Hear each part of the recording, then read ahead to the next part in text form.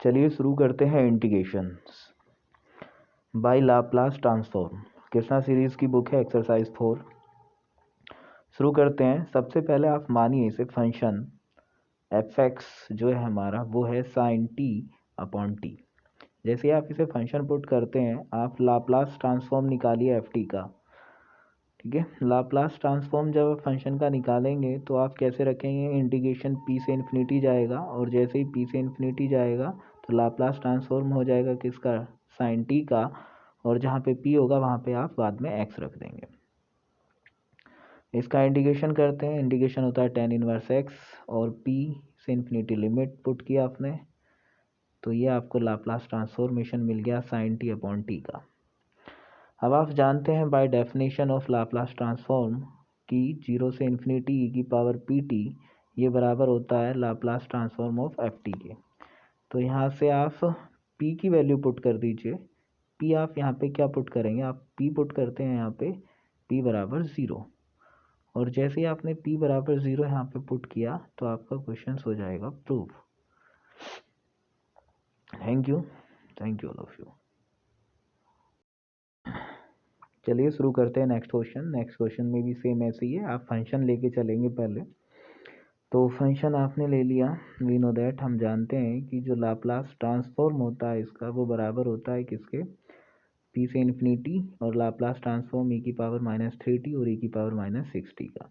तो इसका Laplace transformation हम जानते हैं ये होता है और इसका लाप्लास ट्रांसफॉर्मेशन ये होता है, और जहाँ पे p है बाद में वहाँ पे हम x रख देते हैं इस इंटीग्रेशन में। तो चलिए p की जगह हमने x रखा dx, उसके बाद इसका इंटीग्रेशन करते हैं। इंटीग्रेशन किया, लिमिट पुट करेंगे। अच्छा, इसमें हम डायरेक्ट लिमिट नहीं रख सकते वरना ये कहाँ चला जाएगा, इन्फिनिटी चला जाएगा, तो इसलिए लिमिट पहले इस तरह से रखेंगे और सोल्व करके उसके बाद फिर लिमिट पुट करेंगे।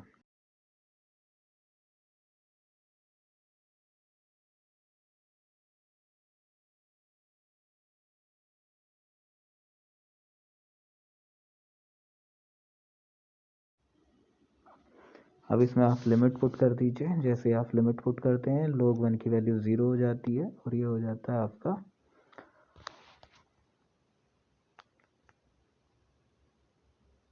आप जानते ही हैं बाय डेफिनेशन ये होता है। तो लाप्लास ट्रांसफॉर्म आपने इसका भी निकाला ही है फंक्शन का, इस वाले फंक्शन का, तो इसकी वैल्यू पुट कर दीजिए। जैसे ही आप इसकी वैल्यू रखते हैं तो ये आता है। p की जगह आप क्या पुट कर रहे हैं, p की जगह आप पुट करेंगे p इक्वल टू 0। तो जैसे ही p इक्वल टू इसकी जगह आप 0 पुट करते हैं तो आपको फाइनल वैल्यू मिल जाती है।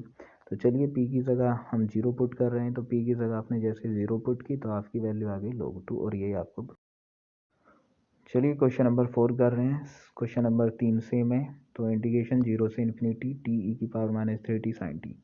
तो वी नो दैट, हम जानते हैं यहाँ से हम लाप्लास ट्रांसफॉर्मेशन निकालें sin t का तो क्या होता है 1/p² + 1। लाप्लास ट्रांसफॉर्म निकालें t sin t का तो क्या होता है -1 डेरिवेशन 1/p + 1 का। तो इसका डेरिवेशन निकालेंगे तो -1 की जो पावर 1 ही रहेगी और ये डेरिवेटिव आ गया इसका 2p/p² + 1 का होल स्क्वायर। तो माइनस माइनस प्लस हो जाएगा और ये आ जाएगा। By definition of Laplace transform आप क्या जानते हैं पुटिंग कर दीजिए। p की जगह 3 नहीं, अभी नहीं करते हैं, पहले फॉर्मूला लिख लेते हैं। फॉर्मूला ये है आपका, जैसे आपने फॉर्मूला लिखा तो इसमें जहाँ पे p है माइनस वहाँ पे आप 3 पुट कर दीजिए। जैसे ही 3 पुट करेंगे तो ये आपकी वैल्यू आ जाएगी और ये हमें प्रूफ कर। क्वेश्चन 5 है, सेम क्वेश्चन है इसी तरह का। तो क्वेश्चन से कुछ नहीं करना, हम जानते हैं वी नो दैट, और वो t cos t है और इसका लाप्लास ट्रांसफॉर्म निकालेंगे। तो लाप्लास ट्रांसफॉर्म निकालेंगे वही डेरिवेटिव कर देंगे cos t का। तो यहाँ पे हमने डेरिवेटिव किया और हम जान ऐसे ही ऊपर वाले का क्या हो जाएगा 1 हो जाएगा, और इसी तरह से ऊपर वाला ऐसे ही ये 2t और ये आपका जो डेरिवेटिव आया है वो आ गया p² - 1 और p का होल स्क्वायर। ठीक है, बाय डेफिनेशन अगर हम देखें तो हमें क्या मिल जाएगा, वही 0 से इन्फिनिटी लेके चलेंगे और लाप्लास ट्रांसफॉर्म आ जाएगा इसका, और यहाँ पे वैल्यू पुट कर दीजिए। जैसे आप वैल्यू पुट करते हैं तो वैल्यू क्या है इसकी, e की पावर है 2, तो p की जगह आप 2 पुट कर दीजिए। 2t है ना e की पावर, तो जैसे आपने पुट किया और ये आपने p की जगह 2 पुट कर रहे हैं तो आपको ये वैल्यू मिल गई। Thank you.